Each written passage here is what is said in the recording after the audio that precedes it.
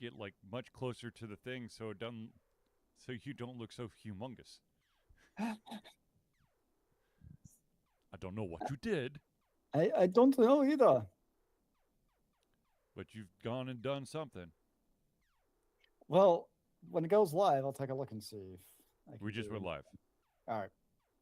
And I have to wait for the ads Okay. because, you know, they got to make more of the millions because, just a few millions ain't enough anymore. Well, Bezos's yacht's only so big, so He needs a Twitch sized yacht. I don't even know what that looks like, but it's going to be amazing. yeah. Maybe it is that light. Let there be lights. It's like too high or something.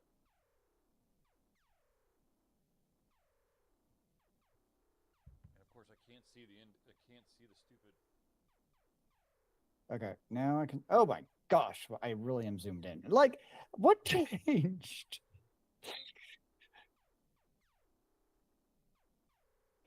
All right, what if I do this?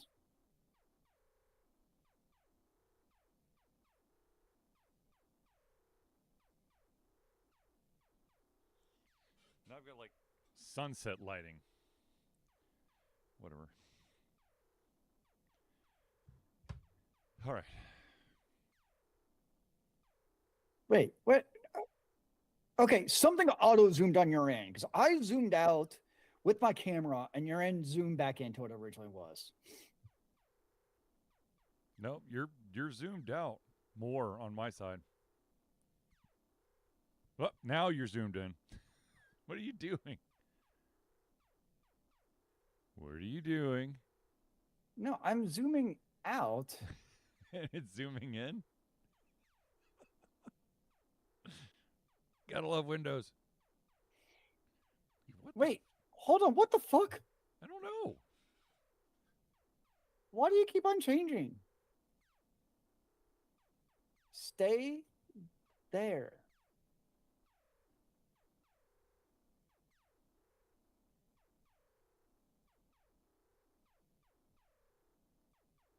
Okay. Uh, so the my streamer light thing that's supposed to like hit me with light to Yeah. highlight my beautiful features. Um, it will only change like the color of the light. It will no longer decrease the intensity of the light. I'm Uh, gonna so I'm basically bouncing it off the top of the wall or of the ceiling now, so that I don't look completely washed out. I know that I'm a very white person, very pale, but besides point. what? No. All right, let's see if we can remember how to do this thing. What are we doing? We're doing our show, so I'm going to mute you for just a second, and then we'll go.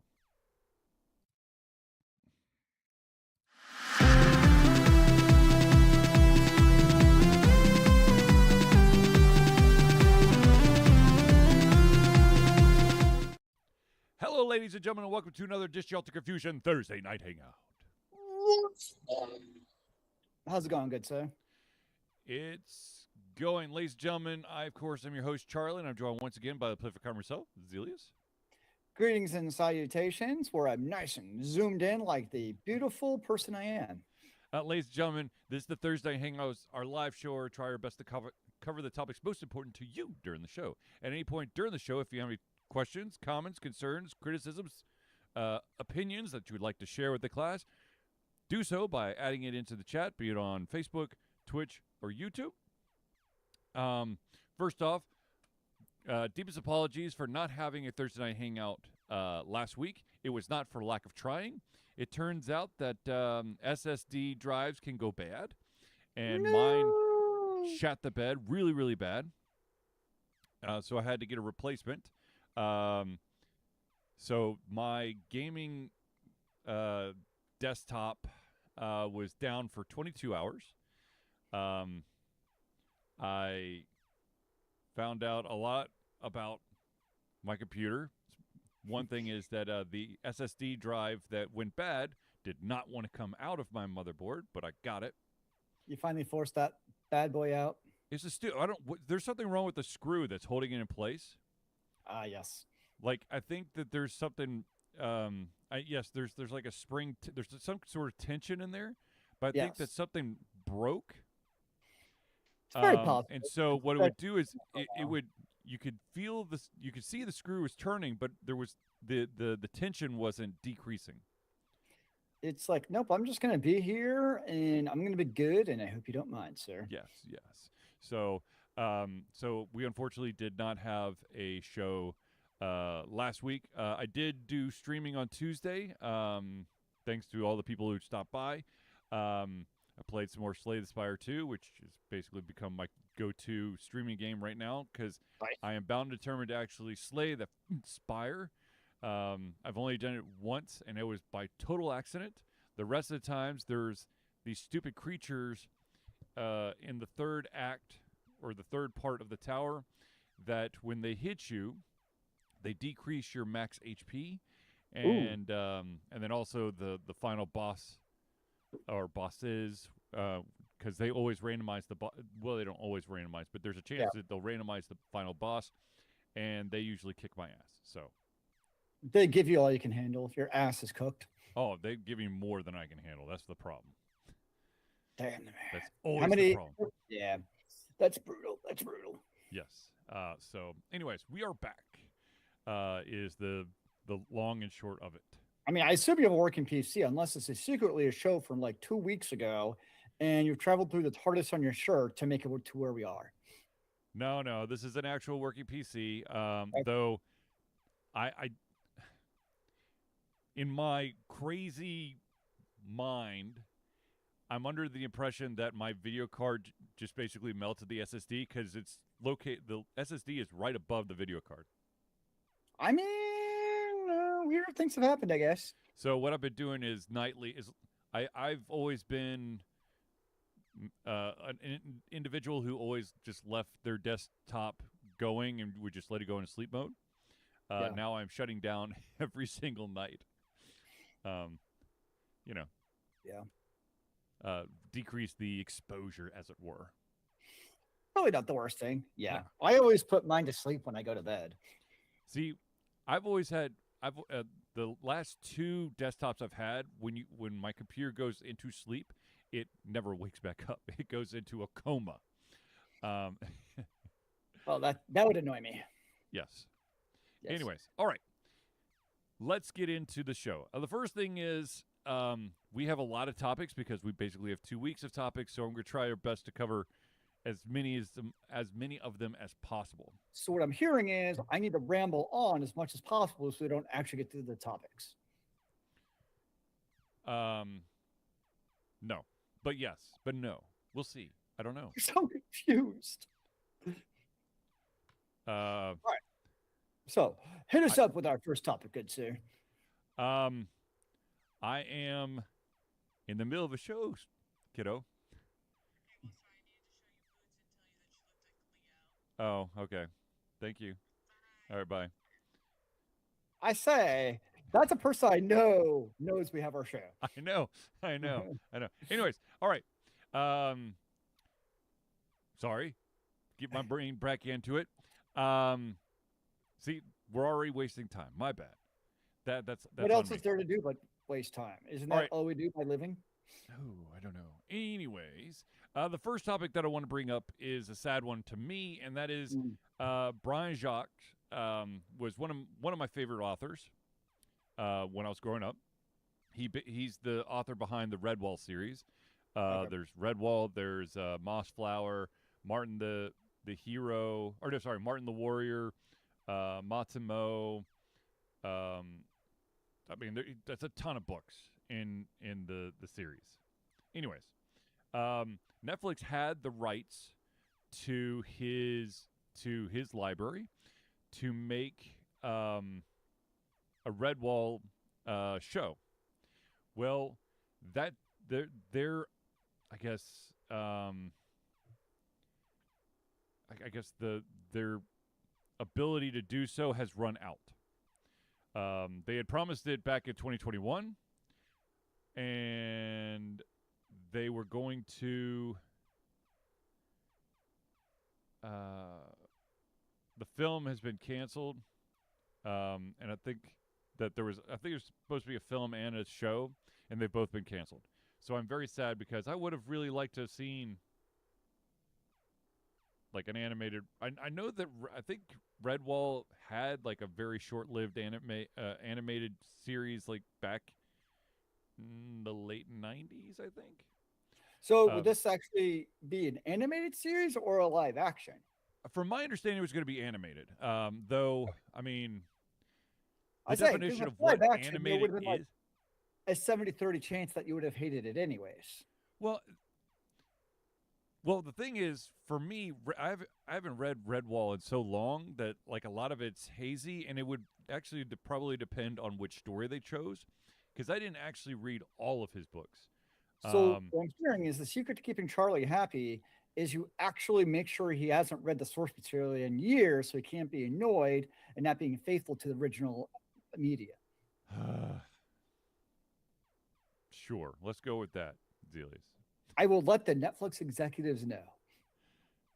No, so, but the thing is, I mean, to be totally honest with you, I was excited when it was first announced, and I forgot about it. And then, now hearing that it's been canceled, now I'm sad again. But it was basically it was a series built around what's the word for it, where it's all animals. All the characters are animals, mice and badgers and So Animal Farm? No, not really Animal Farm, because they wear clothes and it's basically like any of your, like Dungeons and Dragonlance stories, but instead of like elves and dwarves and humans, they were mice and foxes and badgers. Oh, what is that? Louis Puster's RPG? Pugmire. That's not Louis Puster. That's you're thinking of Eddie. Dang it, getting my people mixed up. Louis Puster III wrote Ukamog. That's what I'm thinking of. Eddie Webb is in charge of Pugmire. Dang it, one of those people you know. Yes, one of the. But yeah, actually, Pugmire is what I'm thinking of in this case. I don't know if I actually have the Pugmire books behind me. I should. I think I have one in my room somewhere. I've got them. I think the Pugmire books are over on the other shelf on the other side. Anyways, so yes, Redwall canceled. Sad day. Now, for some information, some excitement, possibly, maybe, I don't know. There was an anime that Zealeus and I watched back in the day. It's an animated movie, called Vampire Hunter D. Oh yes. And then they came out with the second one. And now there is going to be another Vampire Hunter D. But it's not going to be a movie. It's not going to be a show. It is going to be a book. Oh. Okay, actually. It is going to be the post-apocalyptic vampire-infested world of the Vampire Hunter in 2026, so this year. Now, is this a manga or a textbook or like? So they're labeling it as a comic. So I would assume I would lean more towards manga. Yep. Okay. Because I hear a book and I think, like, no pictures. Lots of words. No, it's going to be too many words, man. It is going to be a actually, it looks more like comic book because they have a couple panels. Okay. I get it. Cool. Yeah, but I love me some Vampire Hunter D, and the second one, which is Bloodlust. Yep. So I'm excited that Vampire Hunter D is coming back. I hope that maybe this comic will become another movie because I want to see D at his best. Yeah, it's vampires before Kate Beckinsale took them over. Yeah, exactly. What was the name of that movie franchise again? Undertale? No, Underworld? Yes, Underworld. Undertale is a game. Yes. Zealeus is batting somewhere. I'm gonna blame the wine tonight. Because I totally would be still not batting the same thing if I had no alcohol. Who knows? So yeah. So another a new entry into the Vampire Hunter D universe, but not animated. It will be comic form. Very good. Very good. Now, here's some fun news, or maybe not fun news, maybe depressing news, depends on how this goes. So it turns out that Nintendo has been dealing with lots and lots of leaks over the past couple of years. And so what they've done is they have been giving false information to employees, different employees, and seeing what information is getting leaked. And so they can figure out where the leaks are and they can plug those holes up. Now, what that means is a lot of the stuff that we potentially were getting excited about may not actually be happening. It might just been Nintendo trying to weed out the leakers. So there's a list of items that have been talked about as recently that we're going to now have to hold our breaths on. One of them, of course, is the announcement of a new Star Fox game for the Switch 2. Maybe that's not actually real. That really needs to happen, though. Come on. I know it does. It does. There was a rumor about a movie based on Luigi's Mansion, as well as a new Luigi's Mansion game. Now, the movie sounds like something somebody would totally make up for this purpose of a spy movie. Yes. Well, there's also the rumor of there being a Donkey Kong movie. Again, it sounds that's what it reminds me. It's like a spy movie, but now it's just Nintendo doing the spy. Yes. There has been the talks about a Legend of Zelda Ocarina of Time remake. Don't know if that is real or not. Again, that would make sense, though. I mean, to actually have it, I think. And that there is a new 3D Mario game in the mix was supposed to come out sometime next year. Isn't there always a Mario game in the mix? Well, where Mario is front and center, I feel like there hasn't been one for the Switch yet, or Switch 2 yet. Okay. You've had a huge Donkey Kong Bonanza game. You've got, I think there's a new Mario Party game out for the Switch 2, but that's party games. You got a party after all. Party! In the free world. Yeah. So let's hold off on or temper our excitement with Nintendo announcements because I don't know.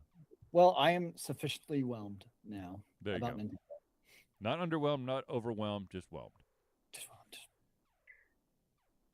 Which is actually from a movie from like the early 90s, mid 90s maybe. Maybe, I don't know. I know you can be overwhelmed and you can be underwhelmed, but can you just be whelmed? I think it could be no in idea. Europe. I actually don't know if that's right. I want to say it is from 10 Things I Hate About You, starring Julia Stiles and Heath Ledger. Now that's been a hot minute since I've seen that. Yes. It's a good movie. Just been a hot minute. I do have a hard time when it's somebody like Heath Ledger, like watching movies with people who like died too young. I don't know. Yes. Heath Ledger, River Phoenix, John Candy, to be honest with you, Chris Farley. Yeah. It just hit differently. Yes, they do. Speaking of hit differently and also of John Candy, a movie that is very famous that John Candy played a huge role in. He was the character Barf in a movie called Spaceballs. Well, we are we talked about this before, but there's some more information about the Spaceballs 2. First of all, it is not going to be Spaceballs, the search for more money.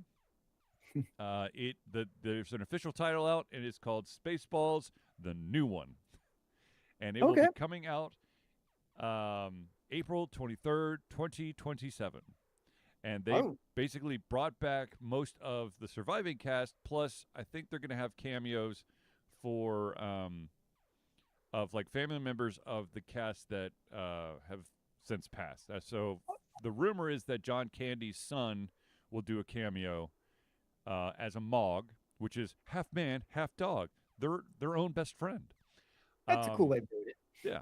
So I'm excited. So it's kind of like Billy Madison too. Billy Madison 2. No, you mean Happy Gilmore 2. Okay. I'm still batting 0 today. There it is. So it's like Happy Gilmore 2, where there's just a bunch of random cameos from people. Absolutely. Which, I'm all for. What the crazy thing is, they brought they were able to get Rick Moranis out of retirement, and he's been retired for a minute. Oh, wow. Yeah. So. But yeah. Okay. Now, on to some frustrating news.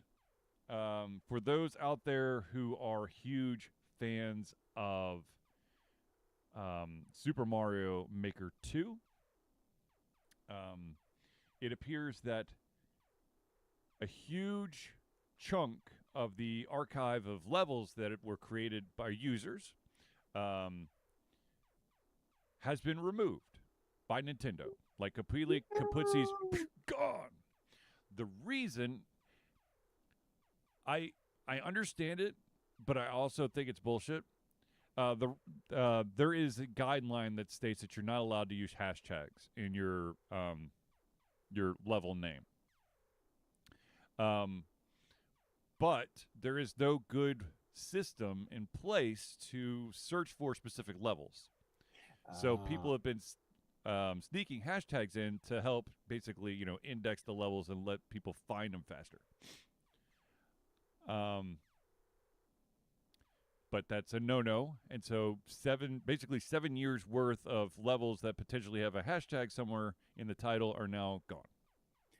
So wait, you mean Nintendo has a shitty online system?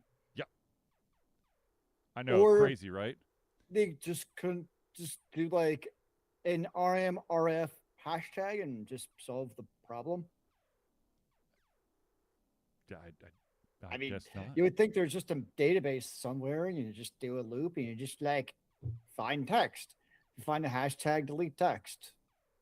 Yep. Or hell, replace the hashtag with the dash for all anyone cares.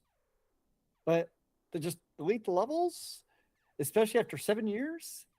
Like, I think that's what's like, to me, kind of fascinating about a policy like that is like, if it had been enforced from day one, right?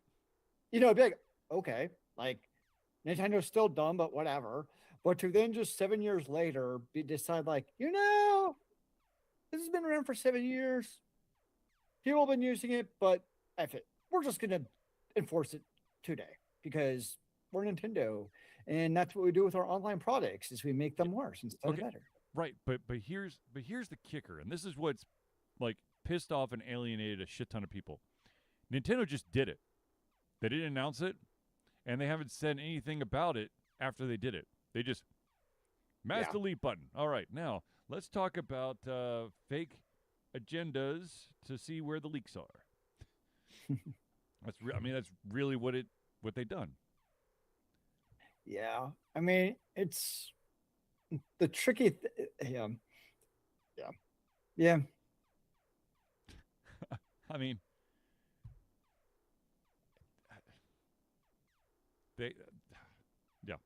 I don't. Yeah. Yes. So where I was going to go with it was like, they're seeing it somewhat in Europe with the same Video Games Act and the concept of digital data and ownership. Mm-hmm. And that if there were actually any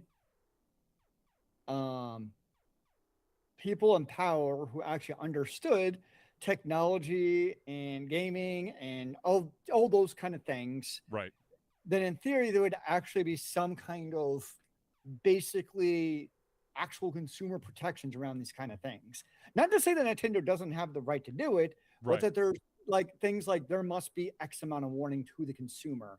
Where if you're going to delete their content, or same thing with like if video games going to go offline because of servers, like I'm not going to sit here and argue that servers should have to be online indefinitely, Yeah. but there should absolutely be some kind of lead time where, as a developer or publisher, whatever, I took your money for that service. There should also be a give and take where there is an expectation of services rendered the other way around, Right. especially in terms of not just longevity, but proper runway length of that notification. I think Yep. more than anything else. Like if Nintendo had posted this and be like, okay, we're doing this 6 months from now, we're going to delete any level with the hashtag. Then it's like, okay, like still dumb, but can't really get cranky over it because they gave you a warning. Right. But that's if there's actually any kind of consumer watchdog organization doing anything useful. Yeah. Yeah. Yeah.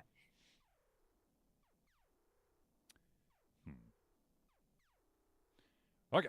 Next story. Here is some fun stuff. Remember, we had the story. Gosh, I don't know. Maybe Well, I'm not remembering very well tonight, so I this could know. be I bad. know. This is for the rest of the audience. Zealeus is just. We'll see if he actually has coherent thoughts. There was a game, an MMO that was kickstarted called Ashes of Creation, and it basically Yes. blew up in flames and all that stuff. I too like OMs. Huh? I too like OMs. Oh, MMs. Okay, there we go. So it raised $3.2 million, and of course, 52 days after it launched in early access, the team behind the game, the whole studio shut down, and there was a lot of questions. Well, there's a rumor that's coming out and about the CEO of this company called Intrepid Studios. And the rumor is that the CEO was utilizing utilizing the money that was raised through this project on personal stuff, personal chefs, collectible card games. Notably, what's listed here is Magic the Gathering cards.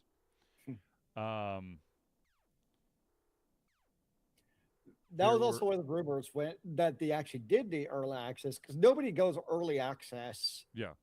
and then pulls it that quickly knowing that they're going to pull it. Ethically, I should say. Right. You're Right. not going to ethically do that.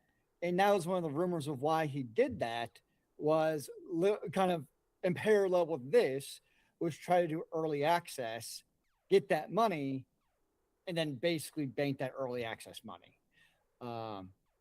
Which is, related to this, where basically he's scamming everyone. Now the CEO has basically come out and said there was no misappropriation of Kickstarter funds whatsoever, which I find very interesting that he just said Kickstarter funds, because remember, this is early access and it was $49.99 a pop. And they sold or reported 300,000 copies early access.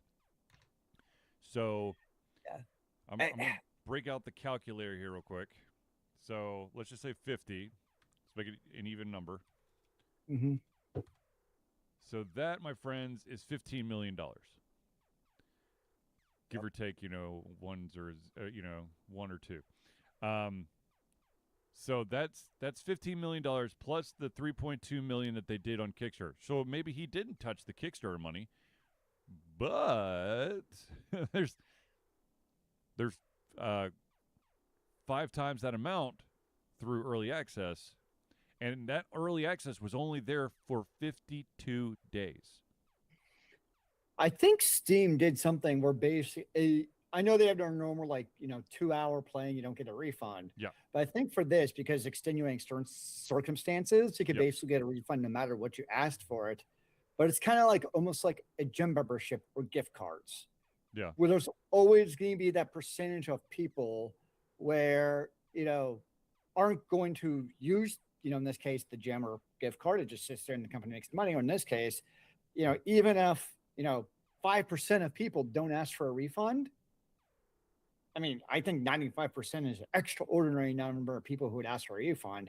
Right. But still, that's a lot of money regardless. Yeah. At $50 a pop to just pocket basically. So from that, just scale of $50, that's going to be a nice windfall for this person. And the thing I hate most about it is, like, as a MMO player over the years, is this was shaping up to actually be one hell of an MMO, especially in a genre that's very much had a dearth of actual kind of non Genshin style MMOs basically. Right. And we're kind of going to be back to the old school style, and obviously we're not getting it. It's not going to be resurrected or anything at this point. And that's kind of what kills these. You have all these developers, they lost their jobs. That obviously is terrible, but it's basically one person's greed and lack of ethics have led to this situation, which should, in theory, be like, again, go back to the whole consumer, protection thing. Like, there should be repercussions for that type of malfeasance. Right. Right. And there's not. Like, there's just not. We know that, but there should be. I know that this next story happened like a long time ago at this point, but I still want it's an off topic. It has nothing to do with video games, but I find it crazy. There was a huge candy heist at the end of last month. 413, almost Like, 414,000. Huh? Candy Crush. No, not quite. Almost 414,000 Kit Kat candy bars were stolen. I'm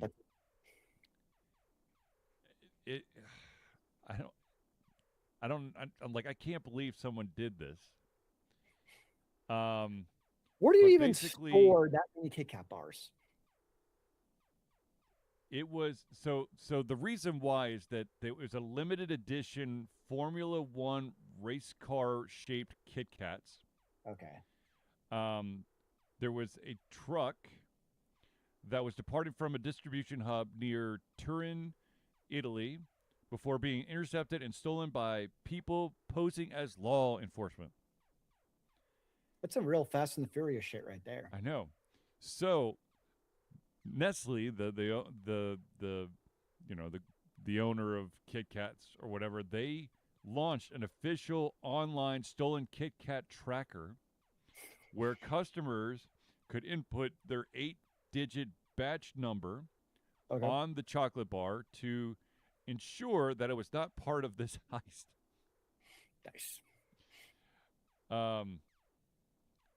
Now, of course, a lot of other companies jumped in to do their memes of the Kit Kat heist. I think KFC did something, but that's crazy. Hijacking a truck of 414,000 Kit Kat candy bars. I wonder how many I could store in my house. I just that's a shit ton. I mean, I don't know. Okay, so they were they were law enforcement. The thing is, it's okay. So that's 12 tons of Kit Kats. Even to move that's impressive. Yeah. See, like in the movies, if they steal that much money, they have like one of those wind funnel turbines to like move it or something quickly because it's paper money. You can do that. But you do like that type of trick with Kit Kats, and they're gonna get like crushed. Which, if you want the race car Kit Kat, you want it to still be in pristine condition. I would assume. Yeah, it's nuts. Hmm. Now I Oh, want one of these Kit Kat bars. here's one of the tongue in cheek jokes. This one's from Domino's. So we would like to share our thoughts and condolences with Kit Kat following their recent sad news. On a completely unrelated note, we're pleased to announce we'll now be selling a new Kit Kat pizza. Nice. So, but yeah, I mean, my goodness gracious. Anyways, Kit Kat confusion. yeah, that's just nuts. I wonder if they have like a Kit Kat with nuts. I don't. I think that's just a different type of candy bar. I'm just saying. Yeah. Anyways, all right, ladies and gentlemen, we're going to pause real quick to thank the individuals who help Alter Confusion be the Alter Confusion that you love and adore, and that, of course, is our friends of the show. So without further ado, let's jump into it. We start off with the Indie Cluster. The Indie Cluster is an independent organization. The Indie Cluster is an organization of independent game developers that want to gain exposure by being involved in the community. They collectively journey to popular conferences as a traveling booth to help gain attention for their games. They make partnerships in local communities to bring games to the mainstream mindset. They highlight local, unusual, and rare concepts that challenge the paradigm of the common. They also host events to teach kids and minority groups about game development to hopefully one day enter the industry themselves. For more information, go to indiecluster.com. The next shout out we got to give is to the AV master himself, and that, of course, is Noodle Boy Media. Founded in 2015 by Andrew Tran, Noodle Boy Media, previously Whack Kid 47 Media, is your choice for professional photo shoots and panel recordings at conventions. They pride themselves in providing a high level of professionalism, top-notch experiences, and quality services. If you want more information and to view their full list of services, check out facebook.com/noodleboymedia. And be excited. For the first time in 2 years, his Facebook page has been updated with news about ZenkiCon. Well, apparently there was a fallout between him and another big convention. So it's good to see that he's updating stuff now. All right. Wait, the next hold on, convention drama. What? Yeah. The next shout out we got to give is to an individual who, in the greater Atlanta area, can help get those aches and pains out of your shoulders and backs and basically your whole body through this beautiful thing called chiropractic. Yeah. He's go for the love of God. Anyways, Hero Chiropractic. It's a unique healthcare practice set up by Ryan Moore. The company's focus to elevate a patient's experience of creative expression and joy. They believe that everyone can be a hero and has incredible heroic potential inside themselves waiting to be unleashed. Hero Chiropractic focuses on mobile chiropractic care in the greater Atlanta area. They are committed to healing clients by creating a plan of action uniquely suited for each person. They make that plan of action as convenient and affordable as possible, and most importantly, suited to your individual needs. For more information, go to herochiropractic.com. And their website's broken, so you might want to let them know. Okay, I will. The next shout out we're going to give is to the music maestro himself. That, of course, is CrossPad Creative. Need a new logo or want to work on a full branding and content strategy? Or maybe you need music or audio for your content. CrossPad Creative offers a whole host of solutions for individuals and small businesses. Just email Josh at crosspadcreative@gmail.com and see what he can do for you. And the final shout out we got to give is to the original backer of Alter Confusion via Patreon. That, of course, is Agile Axiom. Whoops, there we go. By day, Axe leads both a development team and system administration team working with satellites at NASA's Goddard campus. But while not in meetings and many times during, he is the Agile evangelist, Agile Axe, championing the philosophy of Agile and trying to make the world a better place for software developers, testers, system admins, and software projects the world over. Decades of experience in software development and leading Agile teams are brought to bear against evil processes, inefficient work, and bad habits. For more information, go to agileaxiom.com. Now, at this very moment in time, I know that you must be asking yourself, how do I become a friend of the show? Well, it's quite simple. Ladies and gentlemen, Alter Confusion survives on love and support of fans like you, and so we have a Patreon page. Patreon lets you, the fans, lovers, haters, demigods, interdimensional beings, gods, demons, aliens, werewolves, vampires, swamp creatures, mummies, supporters, and more to become active participants in the work we love through a monthly membership. This gives you access to exclusive content, community, and insight into our creative process. In exchange, we gain a bit more freedom to do our best work and the stability we need to build an even stronger creative career. Currently, we have 2 tiers that you can pledge at. You got the $1 a month tier. That's $1 a month or $12 a year. What that gets you is early access to all of our playthroughs, which the current playthrough is, oh my gosh, I totally blinked out on the game, and I'm going to have to cheat because I can't. American Arcadia. There you go. I almost said Arcana, which would have been wrong. Close enough. And the other, and also at the $1 tier, you gain the ability to participate in patron-only posts. Now, if you're feeling extra frisky, you could bump that sucker up from a 1 to a 5, and that's $5 a month or $60 a year. What that gets you is your name or organization featured in every single Friends of the Show section of the Thursday Night Hangout, as well as everything that was given to you at the $1 tier. So if you want to become a patron of Altered Confusion, go to Patreon. That's patreon.com/Altered Confusion today. And I think Zealeus's brain farts are starting to come over to my side because I'm now having trouble reading. Thanks a lot, Zealeus. I try. It's contagious through the tubes. Okay, real quick. Hopefully my cognition will allow this to happen, and I can continue to speak in complete sentences. Ladies and gentlemen, Alter Confusion is proud to say that we have been fundraising for Extra Life for 15 years straight. Extra Life is gamers doing what they do best, game, to help sick and injured children at their chosen Children's Miracle Network Hospital. The money that we raise through Extra Life will go directly to Children's Healthcare of Atlanta as unrestricted funds. This means that the hospital decides where and how to spend the money to ensure the dollars we raise make the biggest impact in the lives of the kids they treat. So, if you have the capacity to donate, go to extra-life.org and search for Altered Confusion. There you go.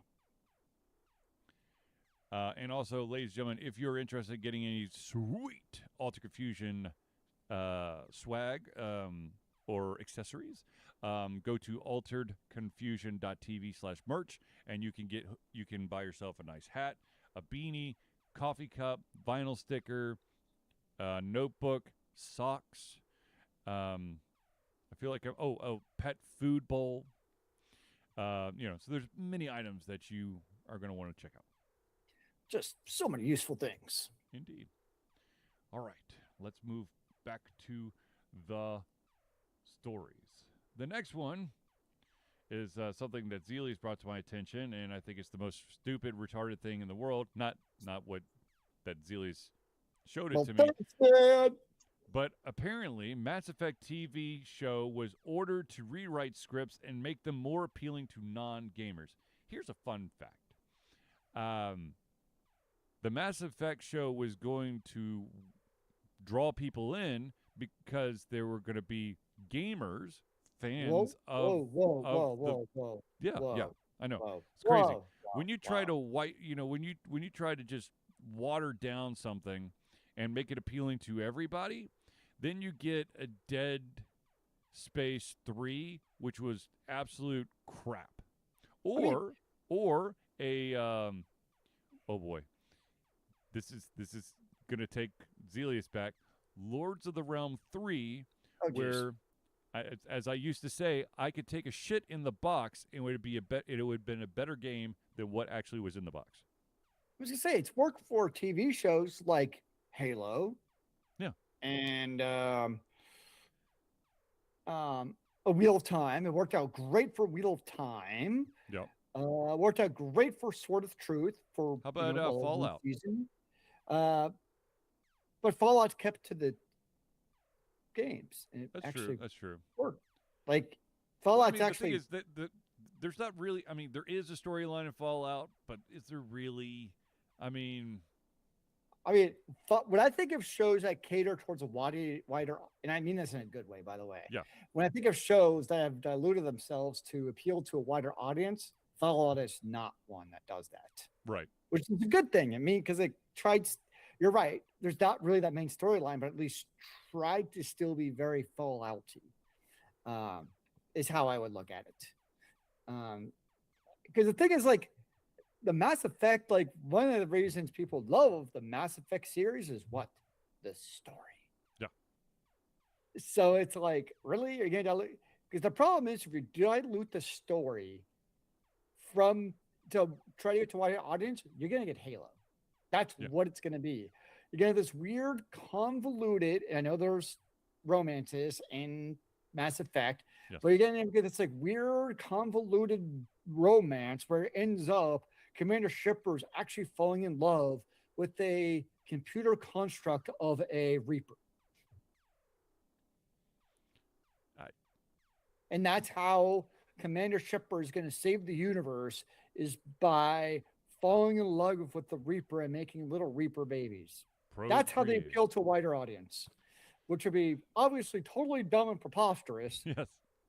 But that's what Hollywood does. Yep. Well, if you want to talk about dumb and preposterous and going away from the source material, then I'd like to point out the Transformer movies. Whereas the what was the Monster Hunter movie? Oh, I've tried really hard. Tonight, I'm going to use my fog brain to use and say I don't remember anything that happened in that. Actually, I remember that actually being a Monster Hunter movie. I think you're making this. Just like there's no such thing as a Dragon Ball movie.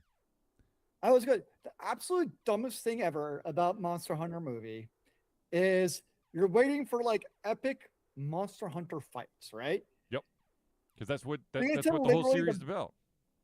The very last frame of Monster Hunter, and they're about to go badass fight. Cut to credits. Yeah. Oh, there was a game. So much. There was a game on the 360, I think. I don't know if I still have access to the reviews from all the way back then, but there was a game, I think it's called Infamous.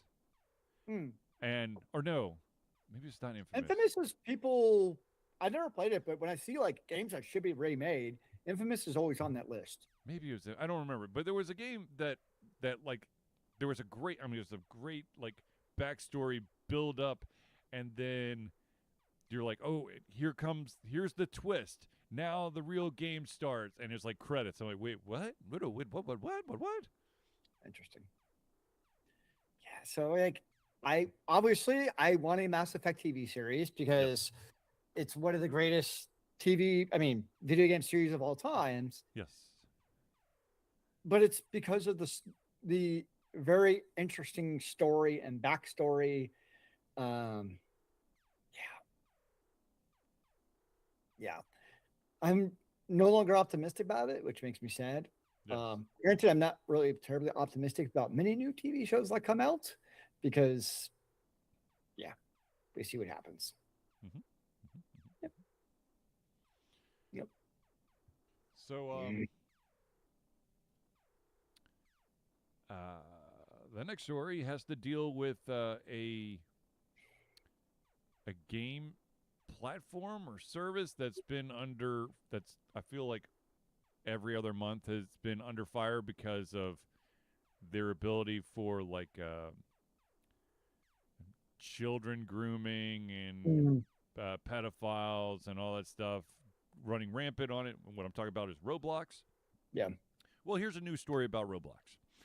This one is that Roblox is actually creating a tiered system to protect their gamers. So what they're going to do is they're going to have Roblox. They're basically going to have like an age not really. Oh my gosh, how to describe this? So there are going to be age ranges, and those are going to go with the tiers. So you have the Roblox Kids accounts. That's ages 5 to 8. They have access to a very limited number of games with minimal or mild content maturity label. Okay. All communications are disabled. Okay. Then you have the Roblox Select accounts, which is ages 9 through 15. You have access. Your access will grow, but still be limited to with games with content maturity labels. The default communication settings will remain unchanged. And then, of course, then you have the regular Roblox, which is 16 and up. You have access to all of the content. The chat is fully available. But the one, I think, if you have kids out there, here's the parental controls. For the Roblox kids, you have full suite of parental controls, including new approved experience controls, which I think you have to approve what games the kids are playing. Yeah. Then the parental controls for the Roblox Select, full suite of parental controls through age 12. So 9 to 12, you still have that full access of approving what your kid can and cannot play. But once the kid is 13, the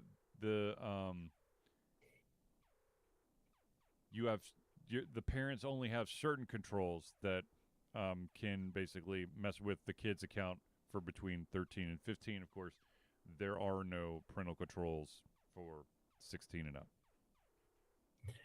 I mean, as someone who's never played Roblox and doesn't really, I've never played with their online, obviously, game in terms of interacting. Yeah. I mean, it kind of goes back to the original concept of, the liability of the company versus parents parenting their kids playing games. I mean, it's the age-old question of, when does that where does that responsibility lie? I think we're mostly in agreement that it lays with the parents, yes. But I also get that the video games also obviously should have parental controls.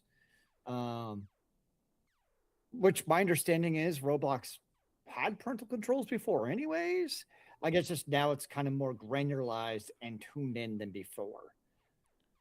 This, by the way, these new controls or this new way of doing Roblox is actually going to start in early June of this year. Gotcha. Yeah. I mean, I guess they're doing something because I know they've had a lot of issues over the years. It's still, I guess, a very popular game too. It's my understanding. Well, it's because they have so much copyright infringing games on there. It's not even funny. I mean, they're the creators of these things have stolen sound clips from restricted IPs. They can't really do character models because it's Roblox. They're all block characters, but you could kind of, they've got some aspects to their skins so that you're playing with Goku or the Flash or Superman or this Transformer. I mean, I don't know. I have a hard time getting worked up over that type of copyright infringement. Like, doesn't really faze me in the least. Well, the thing is, it's such. There's so many copycats out there. You close one, there's one that's almost the exact same thing, almost has all the same assets. It's just it's like when you post a picture on the internet, it's there forever. It's the same thing. Once a game has come out on Roblox, there's about at least 10 copycats that are like, well, I changed this small little thing so it's unique and original, but not really. Kind of like a new Madden every single year. They tell you it's a new game, but it's not. Yeah, that very much on me and the how much do I care scale is pretty much 0 as far as things that are wrong with the world.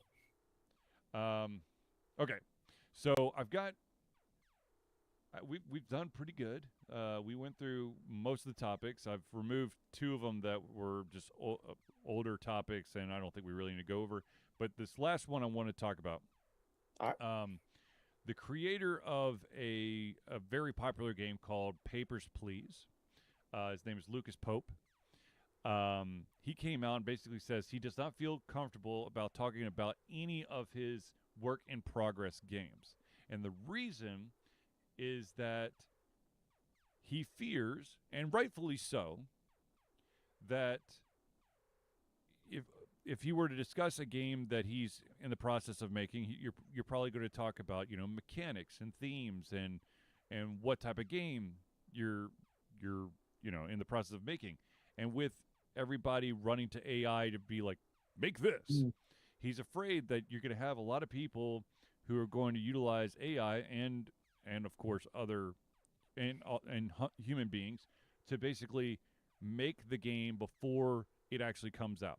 And this is actually not a new concept. I mean, it is a new concept it's not really a new concept for video games. People have been doing it for a long, long time.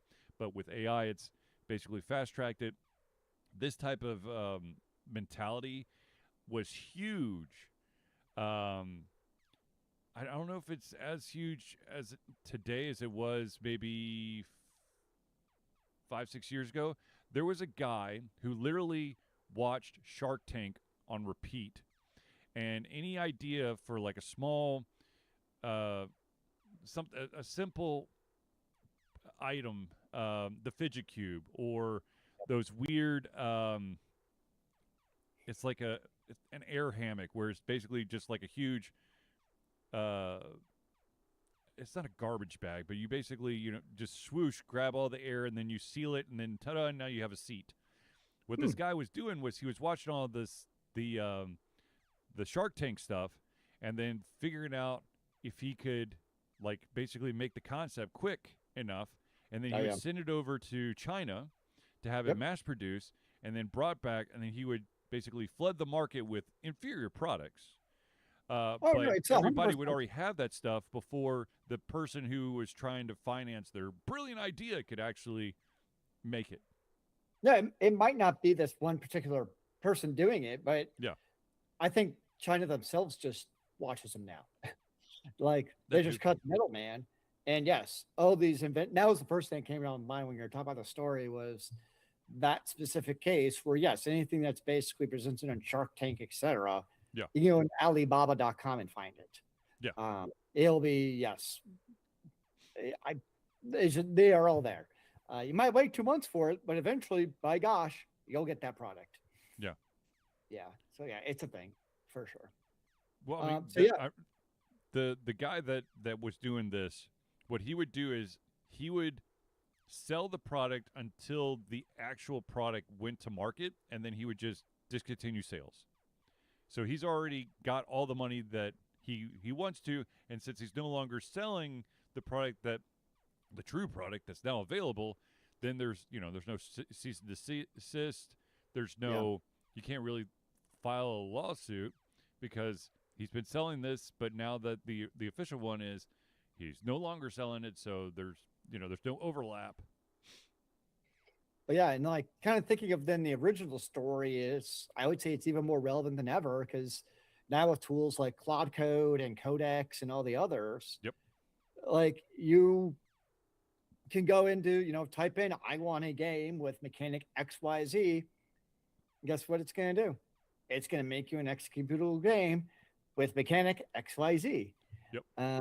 So no, I totally understand why that, but it's also tricky though, because I totally understand that, but at some point you have to be able to market the fact you have a game upcoming. Right. Like to gauge interest and other things. So there's that balance of what do you actually then be like, oh, I am making a game.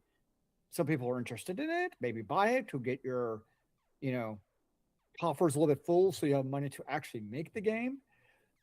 But yeah, I could, especially as like a smaller, if you're a solo shop and you're making your game, I know this is a vast oversimplification, but then it also reasons that another single developer with the use of AI could create a very similar game with a single person of resources, Yep.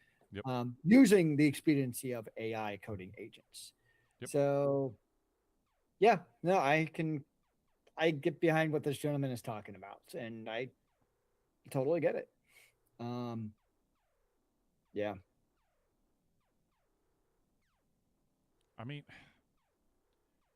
we're already in a we're already in a society and landscape where the game has to be a hit right out of the gate, or there's a very short chance that it's actually going to survive, especially if there's any online components to it. So Yeah, I if you're don't not know the able to name of the drum up any, anything, yeah. that's gonna suck. I don't remember the name of the games because they're not ones I play, but I've seen like over the last couple of weeks, there's been games that have sold like 1 million copies, and the studio is being shut down because it didn't actually meet expectations. Yep. And it's like that didn't meet expectations. So yeah, it's a brutal market. Yeah.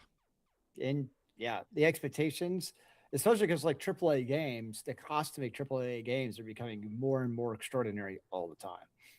Yes. I mean, I guess when you're also what GTA 6 and you take 16 years to make it, That too. doesn't help. Anyways. There you go. So maybe that's what we should do in our free time. We should make an AI Crystals of Prion RPG. I'd have to find all the paperwork. I got mine in my other room. I can, feed it all into Chat GPT tonight and see what it comes up with. I don't know which version you have. Oh, I have a very old version. That I can tell you. Yes, I think you have the pre-full sale version. Yes, I do. Yeah. I have the full sale version. Ooh. But then again, I was running games in the full sale version. So you actually have valuable feedback to have improved the game's mechanics. Yes.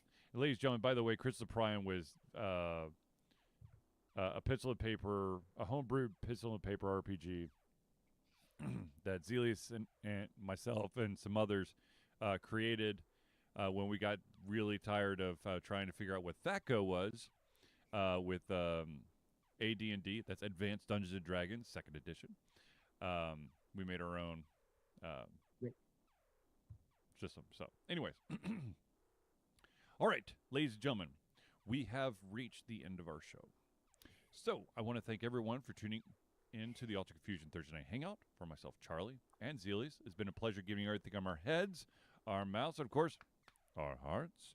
We'll be back next Thursday for another Ultra Confusion Thursday Night Hangout. Remember, kids, keep on gaming in the free world. Amen to that, brother.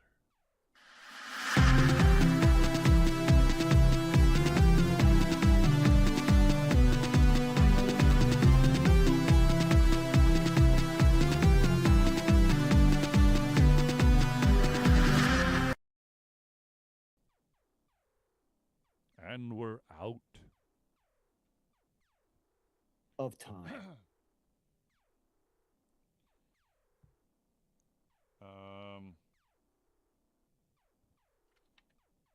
Oh boy, I can't read my handwriting. I feel that. I so rarely write that it's an issue. I think I've got rambling to cover, batting all over the place, you got a party, and more extraordinary. Let's go if you got a party. All right, let's do it. Oh boy. All righty. All right, ladies and gentlemen, I'm going to end